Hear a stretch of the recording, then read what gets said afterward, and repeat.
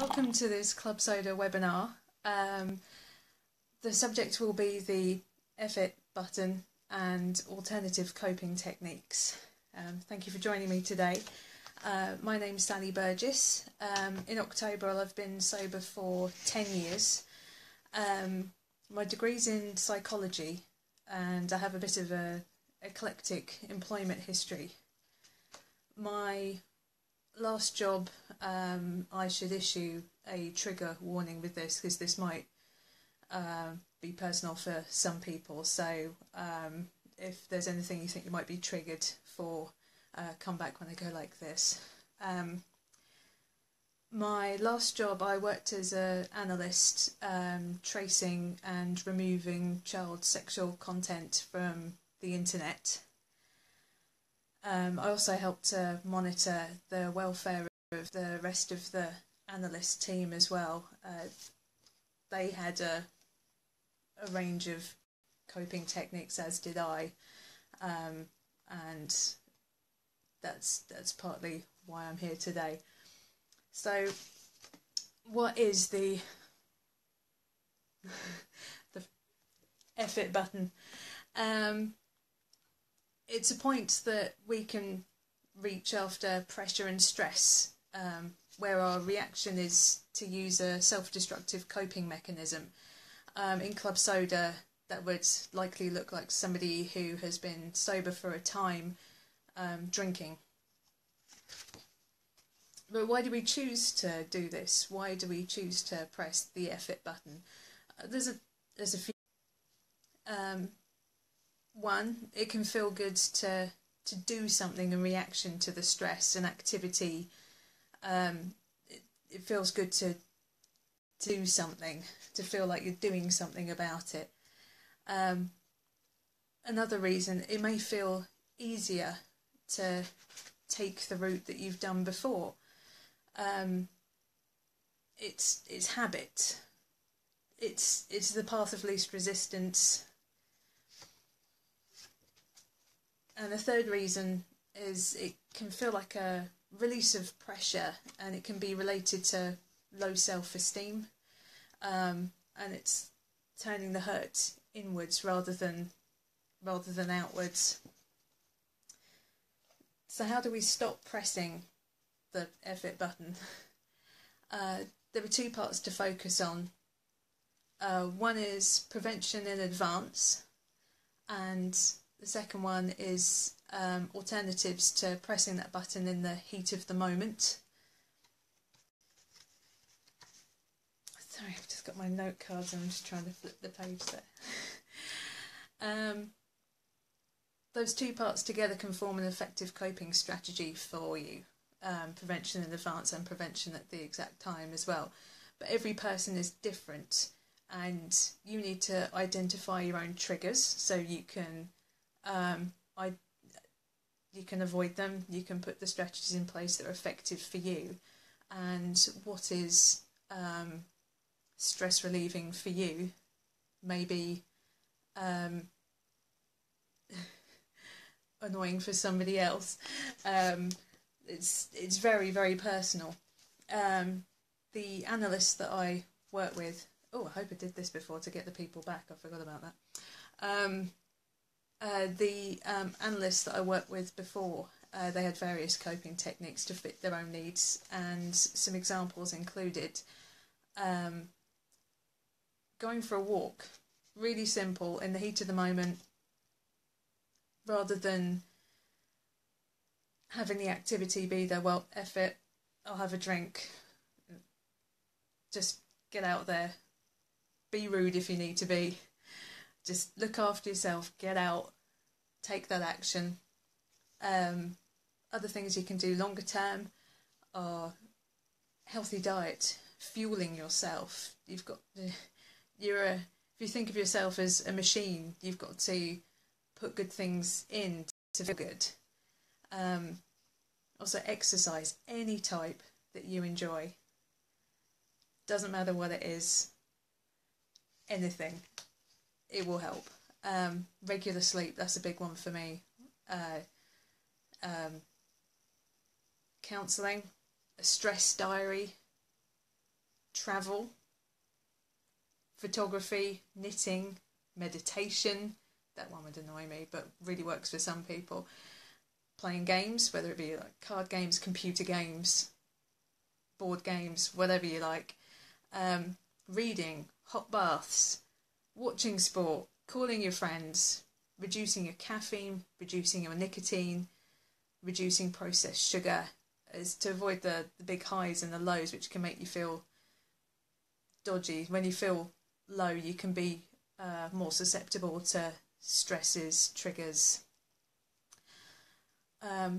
Also taking control of any issues that are ongoing in your life. So somewhere like Citizens Advice Bureau might be able to help you with, or with a lot of issues, but financial issues are a big trouble for many people nowadays. Something like if it's a relationship issue. Just taking control of that can take a lot of the long-term stress off, which means that you're less likely to get to the point of the F it button. My best tip for prevention is self-care. You need to take the time to look after yourself. You are worth it. Something that I've noticed in Club Soda is there's a lot of people who are very giving, people pleasers, self-sacrificing, would do so much for other people, but being so hard on yourselves, and that needs to stop. You need to look after yourself. You need to treat yourself like you would your best friend. You're people who are absolutely lovely to other people, but when you do something that you think you shouldn't have, I hate shouldn't. It should be banned. It produces so much stress and pressure.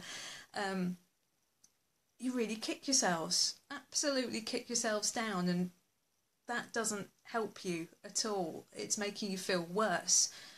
You need to treat yourself like a person who deserves good things. You do deserve good things. Treat yourself like a person who deserves it. Look after yourself. Be nice. Be forgiving. Be kind. If you think that a counsellor may suit you, doesn't suit everybody, have a go with that. Also, don't be afraid to change counsellor. There's many different types of counselling techniques. There's just straight out listening. There's cognitive behaviour therapy, which I personally found very effective.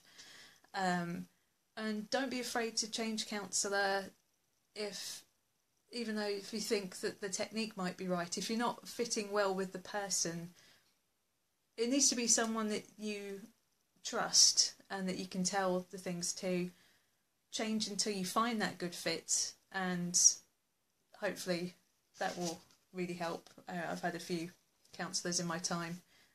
In my previous job, I had mandatory monthly counselling due to the stress, and it was helpful. Now, what about that moment when you want to hit the F it button? So find something else to do, a different action. So walk away, phone a friend, post on Club Soda, go for a run, just do something, do an action, do something different. Now, you've probably heard, I'll come back to that in a minute actually. If we think to the 3 reasons that we may hit the F it button, the first was about how it can feel to react to the stress, to feel like you're doing something. So you need to replace that action of hitting the button with something else, something that works for you.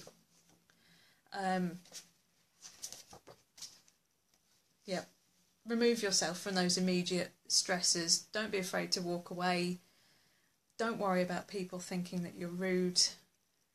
Those people who are on your team will support you. Good people will support you. They will be there for you long term. They might be a tiny bit miffed at the time, but after a conversation at a better time, they should be on board. Should be. should. I just said should. I hate the word should.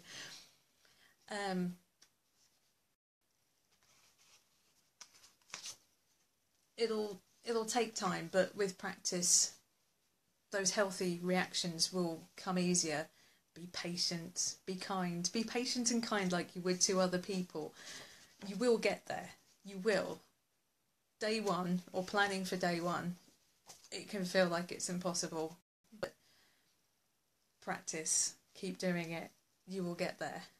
The third reason we discussed how the effort button, for the third reason for the effort button being pressed, could be like internalizing the pressure, and it can be a bit like self-harm, and it's a coping mechanism, and it can be it's quite a faulty coping mechanism because it's hurting yourself. It's like self-harm. It's a poison, and it's keeping it in. Sorry, just Laura commenting with you on the should word. Thank you. Keeping things in doesn't do any good. It's like drinking a poison. You need to get things out away from you. You do deserve better. You have just as much right to a happy life as everybody else. And I think that sometimes that can be really hard to believe. If you, like me, you can look back and dwell on all the mistakes that you've made, things that, you just want to kick yourself for. How could I do that? How could I possibly move on? Have a good, happy life. You do deserve it, and treat yourself like you do deserve it, because you do.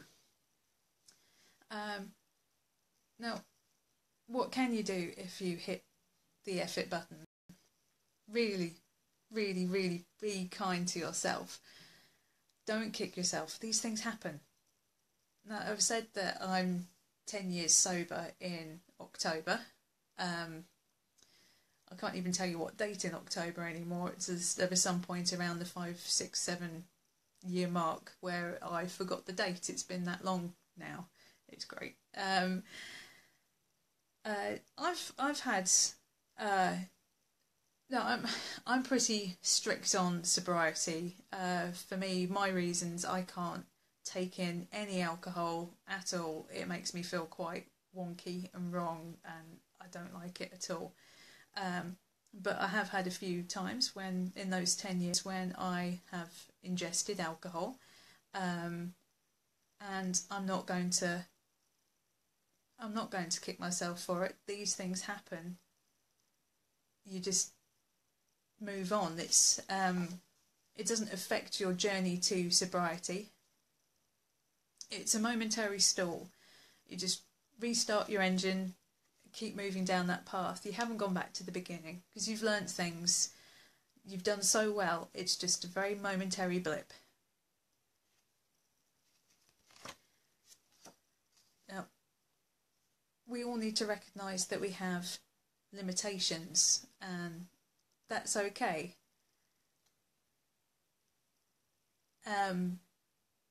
We're all human. I'd like to go back to you treating your best friend probably a lot better than you treat yourself. You wouldn't kick your best friend, you wouldn't judge them if they had 2 weeks sober and then they had a couple of wines. You wouldn't judge them in the same way that you would judge yourself. You'd be supportive, you'd be really nice to them, ask how you can help. And you need to do that to yourself. You need to recognise your triggers and avoid them.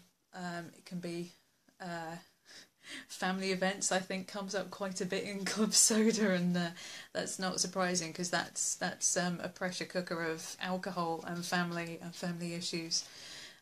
So it might be that you'd need to avoid those for a while. It might be that you would need to prepare some excuses to leave early, get yourself out there if you know it's going to be a difficult situation. Sorry, we're double booked that day.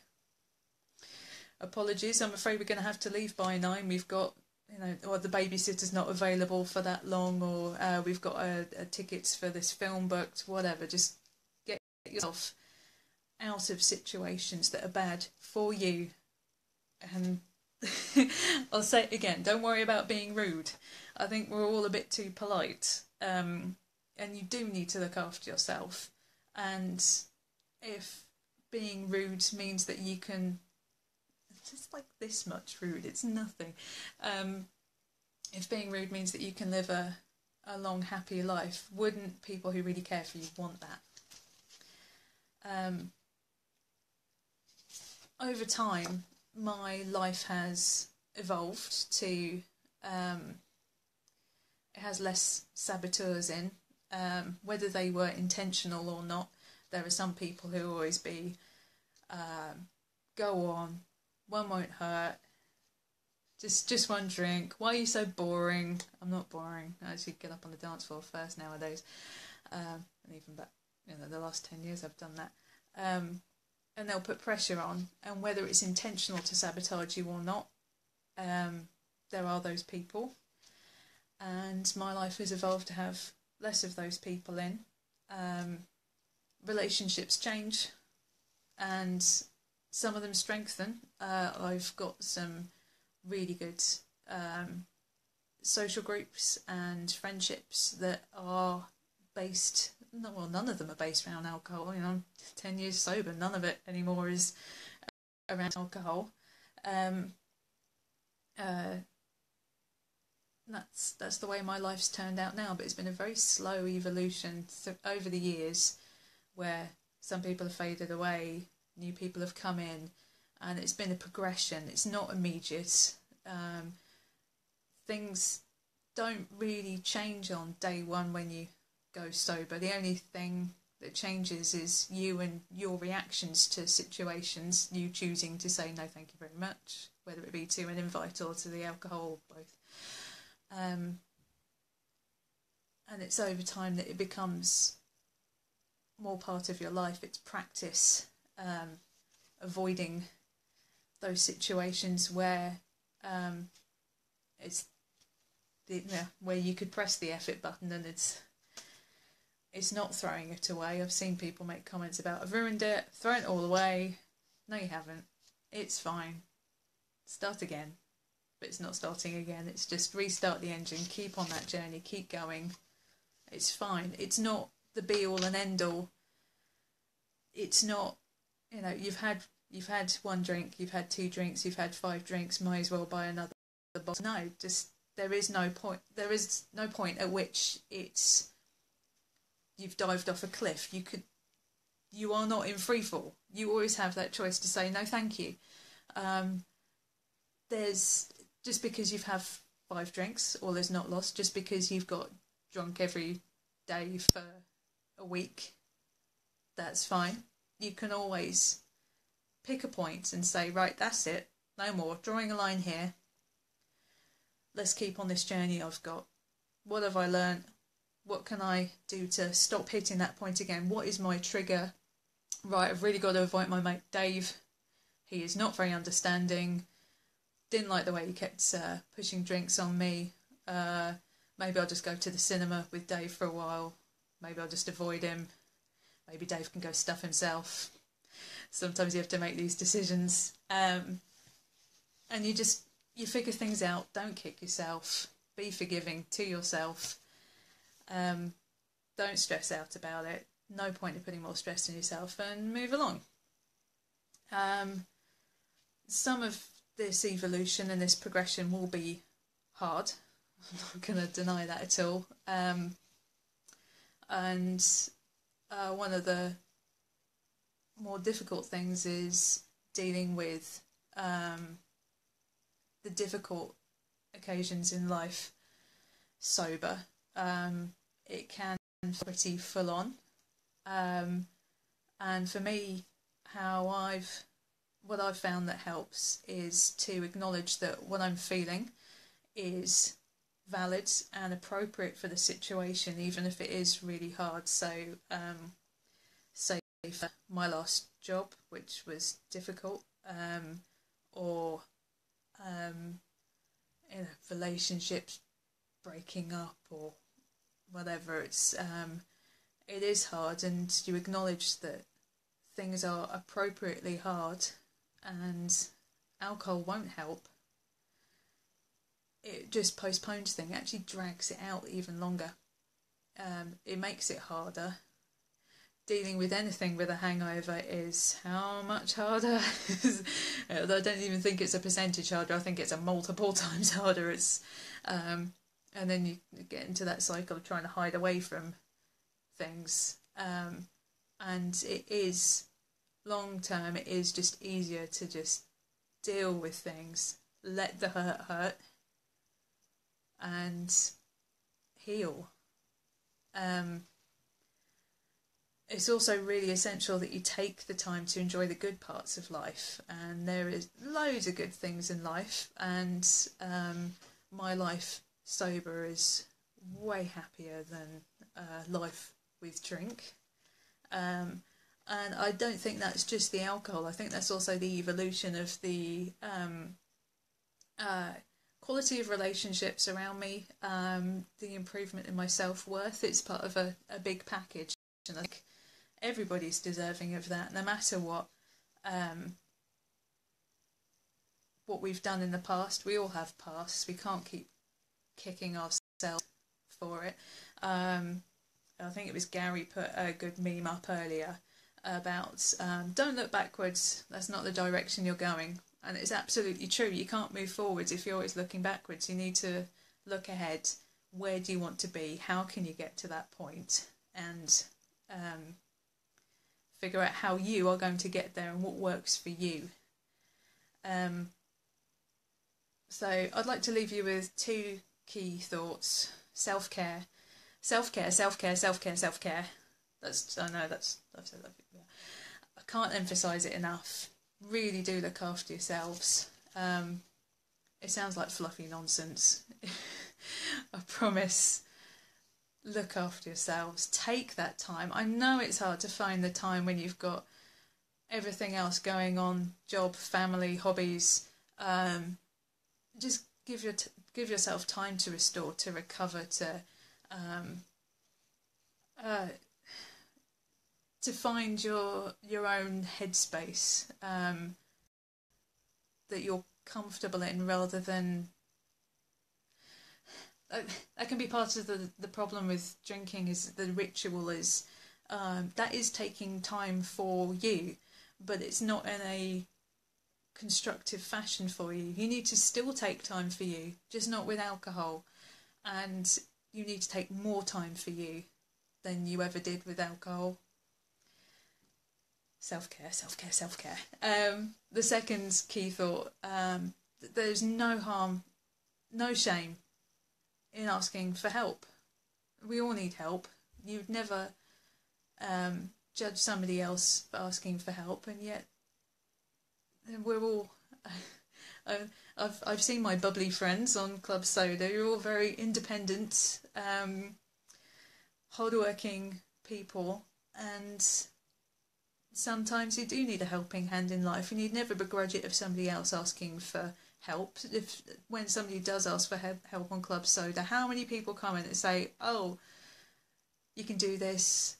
How are you? Don't worry about it. Here's a hug." We all need that sometimes. Don't be afraid. Be that person who posts as well. The Club Soda community is really good, and you can contact in so many ways. The Facebook area, as you well know, is pretty active. So, yeah, keep talking with us. Keep going.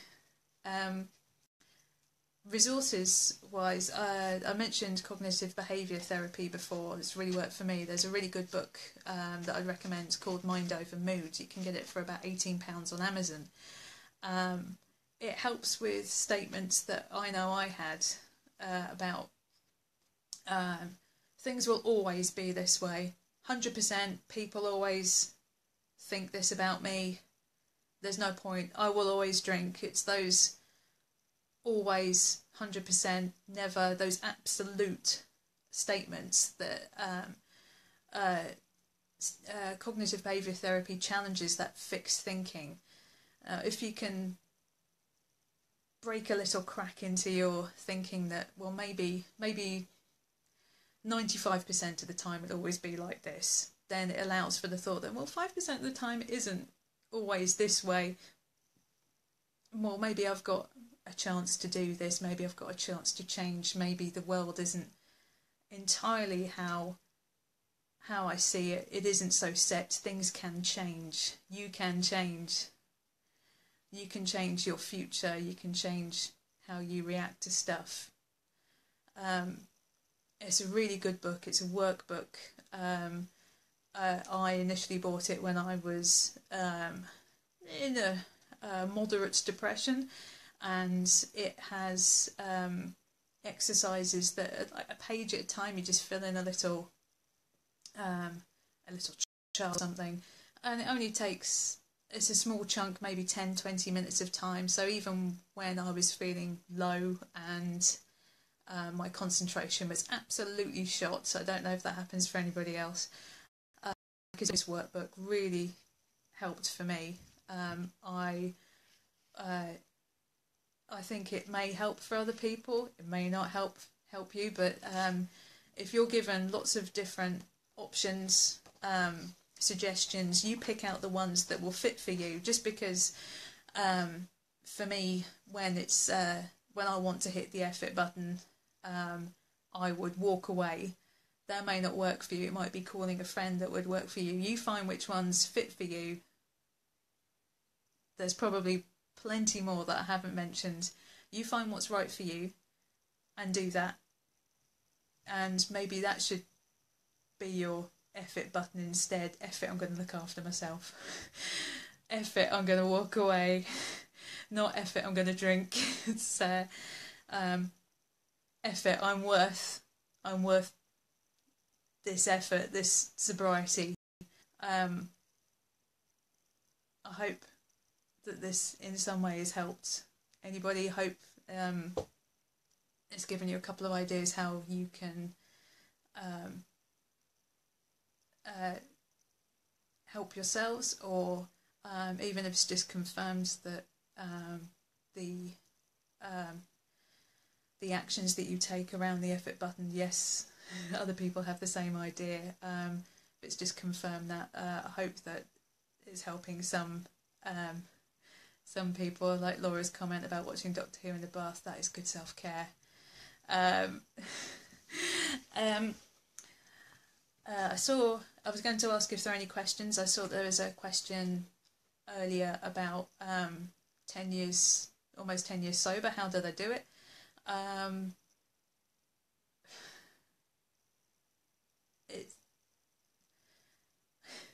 don't know. Simple as that. I don't know. It's just been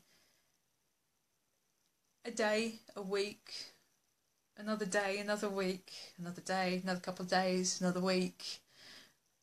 It totals up, and then there's a month, then it's a couple of months, and then, oh my gosh, I've hit a year. And it just keeps going and going, and the longer it goes on for, the better I feel. I'm probably never going to drink again.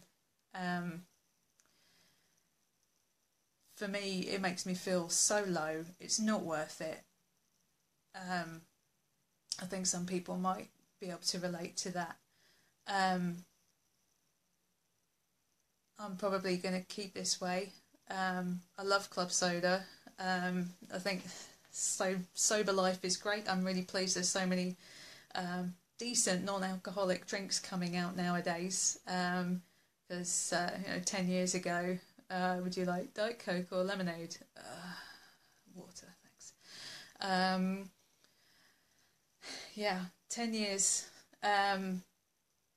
It's one of those things that if I'd set out on day one, I want to do 10 years, I want to do life.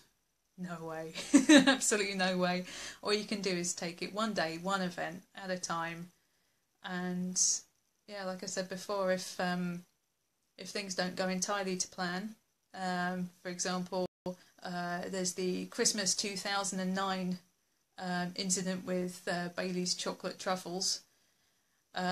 Genuinely, that's all it takes for me to feel a bit wrong.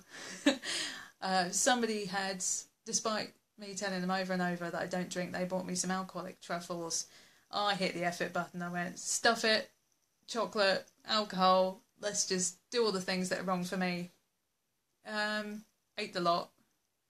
felt grim afterwards, particularly the next few days. Alcohol leaves me quite low for quite a few days. It can be longer than that. But I drew a line and didn't do it again. Yeah, as nice as they were, and they were nice, but I didn't like the feeling afterwards, and I much prefer sober life. I don't know how long it's taken for the comments at the bottom, the questions to come up, so I'm hoping that Gary's question is fairly recent. Yeah. About my 10 years, did you constantly change or just keep trying to grow? Bit of both. As I found things that worked for me, I implemented them. They can be sort of sudden decisions, like stopping going to places that are high trigger, and the constantly growing, just yeah, the sort of very slow evolution of, well, this really works for me, I'll just keep on this road, very just slowly keeping going. There wasn't any sort of big announcement from me saying, right, I am going sober, I'm doing it for this long. Just worked on it, yeah, like I say, day at a time. And yeah, now I'm here, roll on October, 10 years. Yeah, does anyone have any other questions? As I wait for the answers, I hope you can all type fairly quickly. It's been a pleasure to talk to everybody. Thank you very much for having me. Very sorry to hear about Laura losing her voice. That's genuinely not sarcastic. I know that you might think that it is. And I hope to see some of you bubblies in person or on your own webinars soon. Feel free to contact me on Club Soda if you want to have a private chat or just be mates. Yeah, good luck, keep going. Self-care, self-care, self-care, self-care. Oh, somebody's just asked, do you ever get anxious? Yes, absolutely anxious, yes. I was pretty doomed for that one. I have one parent who had depression and one parent who had anxiety, and I got both, and I have been I had a period of medication for it, but I haven't had, apart from work-related counselling, which was mandatory, I haven't had any counselling or any medication for probably about 7 or 8 years. I've found that having taken out alcohol, I've also taken out caffeine from my life. That's probably quite horrifying to some. Also quit smoking. And I try to avoid the refined sugars that I mentioned for the highs and the lows. Just all of it. I just try to keep on an even keel, and the anxiety is triggered even more so by those highs and lows. So that's helped. Also, like I've mentioned before, that rationalising that some feelings are valid. So sometimes feeling a bit panicky about something, that being worked up, that's exactly appropriate. For example, before this webinar, when 2 laptops for various reasons failed and the Facebook app wouldn't work on a tablet, so I'm on my small tablet, which if you could see, it's ridiculous. I was getting wound up, but that's appropriately anxious. That is just a body biochemical reaction. It's adrenaline. It's you know, back in the days it would have been fight or flight. It's adrenaline that pumps you up ready to do something, and I'm doing the something. So with anxiety, it's your body having a reaction, and you've got to deal with what it's given you. So you've got adrenaline. So for me, going for a walk to burn that adrenaline off helps. it's there's multiple things that I do to help with it. I wouldn't classify myself as having anxiety as a general disorder anymore. I think that I'm still prone to overthinking things, but self-awareness and coping mechanisms have helped me a great deal, and I'm in general a pretty happy person nowadays, so yeah, thank you for the question, and thank you for those of you who said thank you for me being here. It's been a pleasure, and I will see you and speak to you all soon. Thank you. Goodbye.